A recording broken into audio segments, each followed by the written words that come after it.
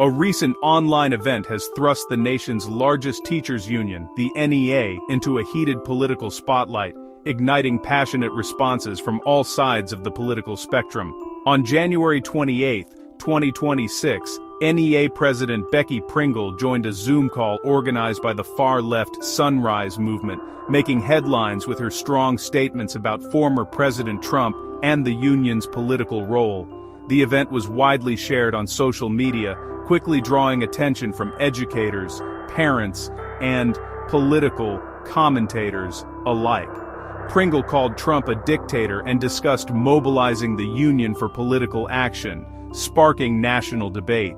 Her remarks were seen by some as a bold stand for democracy, while others viewed them as an overstep for a teachers' union leader. The event's association with a radical activist group intensified scrutiny, raising questions about the NEA's judgment and mission. News outlets and pundits dissected the implications, with some questioning whether the union was prioritizing politics over education. Critics argue the union has strayed from supporting teachers and students, while supporters insist education is inherently political. Many teachers found themselves caught in the middle, unsure how the controversy might affect their classrooms and communities. The controversy centers on free speech, political activism, and the evolving purpose of teachers' unions. It has reignited a national conversation about the boundaries between advocacy and education. As we break down the key players and their words, we'll explore why this call became a flashpoint in the debate over education and politics.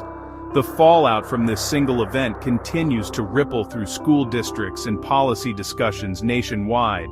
By examining both sides, we can better understand the intersection of activism, education, and national politics in America, and why the stakes feel higher than ever for teachers, students, and families across the country. To truly grasp the controversy surrounding recent events, it's crucial to understand who Becky Pringle is and what the National Education Association, or NEA, represents. Becky Pringle is a veteran middle school science teacher with decades of classroom experience. Today, she leads the NEA, the largest labor union in the United States, representing nearly 3 million educators, including teachers, support staff, and faculty across the country. The NEA's mission is to advocate for education professionals and public education, striving to improve schools and support students. But the NEA is also a major political force, endorsing candidates, lobbying for policy changes, and shaping the national conversation on education. Under Pringle's leadership, the union has become known for championing social and racial justice, steering its focus beyond the classroom to broader political issues like immigration reform, climate change, and equity in education. Supporters see this expanded advocacy as necessary to protect students and educators, while critics argue it's an example of partisan overreach that distracts from core educational goals. The NEA's deep involvement in politics is both its greatest strength and a frequent source of controversy, sparking debate about the role of unions in shaping policy. Pringle's participation in the Zoom call reflects her vision of the union as a powerful driver of social change, a vision that now sits at the very heart of the current national debate. The controversy centers on a public Zoom event titled Roadmap to Political Revolution, hosted by the Sunrise Movement. The event's goal was clear rally opposition to ICE, organize against Trump, and build a movement for radical change. Becky Pringle's presence gave the event mainstream credibility, directly linking the NEA to the Sunrise Movement's revolutionary agenda. Sunrise's executive director introduced Pringle by stressing the need for organized labor to stop fascism, setting a combative tone. The event was more than speeches, it was a strategy session and recruitment drive for political activism. The NEA's endorsement of this event signaled a bold political partnership, alarming critics and energizing supporters. This call became a defining moment in the debate over the union's political role. On the call, Becky Pringle didn't hold back. Her tone was urgent, her message unmistakable. She was ready to confront what she saw as a direct threat to educators and public schools. She called Trump a dictator, warning that "Dictators always come for educators," and claimed the NEA was a top target of his administration.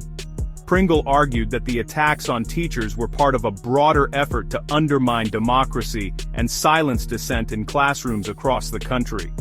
Pringle pledged to mobilize the union's 3 million members to advocate, mobilize, litigate, and elect allies, confirming the NEA's deep political engagement.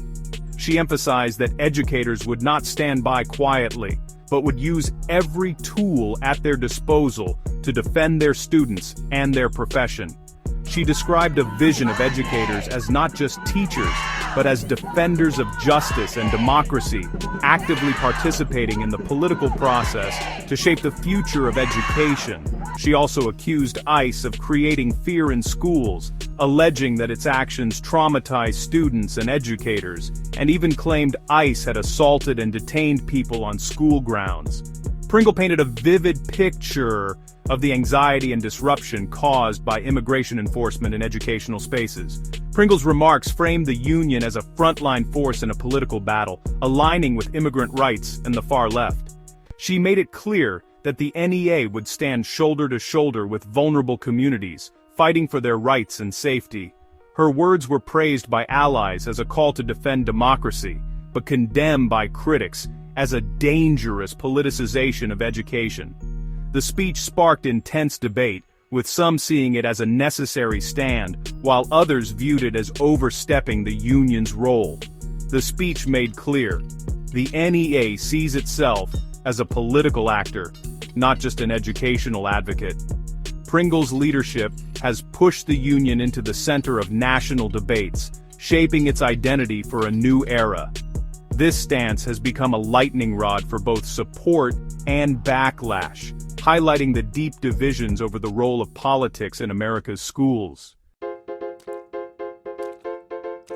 The Sunrise Movement, host of the call, is a youth-led group pushing for aggressive climate action and the Green New Deal. Known for disruptive protests and sit-ins, Sunrise's tactics are designed to pressure politicians and attract media attention.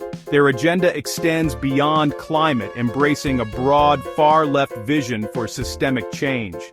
Heavily funded by progressive donors, including the Open Society Foundations, Sunrise runs sophisticated campaigns and wields significant influence. The group's rhetoric is revolutionary, often framing opponents as existential threats.